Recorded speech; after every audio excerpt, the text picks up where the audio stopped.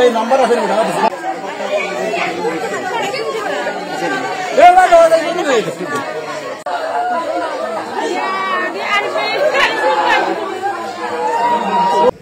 আমি এর আগে আমার লাগাবাড়ি আমি এটা দেখতাম পারছি না।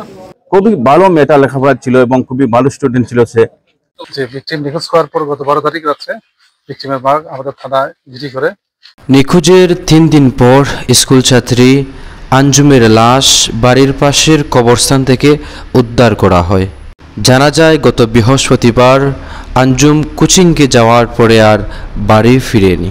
আঞ্জুমের বাড়ি হচ্ছে কুলাউড়া উপজেলার ব্রাহ্মণবাজার ইউনিয়নের শেরপুর গ্রামে। তার পিতার নাম আব্দুল খালিক। কে বা কারা তাকে হত্যা করেছে এখন পর্যন্ত তা কোনো কিছুই জানা যায়নি। তখন ফেসবুকে দেখছি, ফেসবুকে দেখা পাতে আমি এর আগে আমার লাগাবাড়ি আমি এটা দেখতাম পারছি না, কিন্তু ফেসবুকে দেখি আমার বুকটা রাখতাম পারছি না। কিছু কিছু বাদ মানুষে কোনো জীবন কমেন্ট করছে, এটা দেখিয়ে দেবো না আরো কষ্ট লাগছে। আজকে মেয়ে দেখি আমি আমার সহ্য না। প্রশাসনের প্রতি আমার উদারত আহ্বান, এই ধরনের এই যে ঘটনা ঘটছে এই ঘটনার সুষ্ঠু তদন্তের মাধ্যমে আমাদের এলাকাবাসীর পক্ষ থেকে হইয়ার আমরা সুষ্ঠু বিচার চাই। যে ভিকটিম নিখোঁজ হওয়ার পর গত 12 তারিখ রাত্রে ভিকটিমের মা আমাদের থানায় জিডি করে। জিডির প্রেক্ষিতে আমাদের এসআই হাবিবুর রহমান অনুসন্ধানকালে আজকে আমরা সংবাদ পাই 6:30টার দিকে যে ভিকটিমের লাশ তার বাড়ির পাশেই পাওয়া গেছে।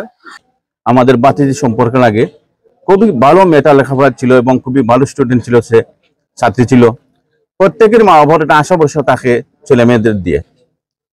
আজকে মা বাবা তারা কি ধরনের আহাজারি করছে আপনারা দেখছেন।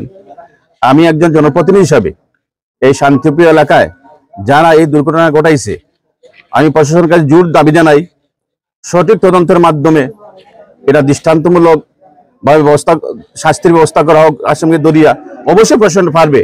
আমরা এলাকাবাসীর পক্ষ থেকে জোর দাবি জানাই প্রশাসনকে যে এইটা সঠিক তদন্তের মাধ্যমে মূল হুতাকে বাইর করে আইনের আওতায় এনে তাকে দোষী সাব্যস্ত করে আইনের আওতায় এনে তাকে শাস্তি বিধান করার জন্য আমি আহ্বান জানাচ্ছি। হত্যাকাণ্ড এটা অত্যন্ত নৃশংস।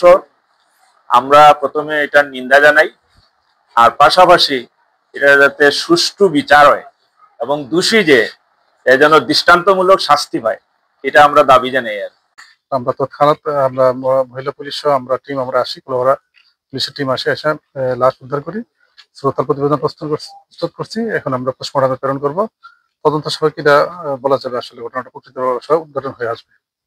এই ঘটনা কি এই পর্যন্ত কোনো গ্রেফতার হয়েছে কিনা? না, এই সংক্রান্তে কোনো গ্রেফতার হয়নি বা কাউকে জিজ্ঞাসার জন্য আটক করা হয়নি এই পর্যন্ত।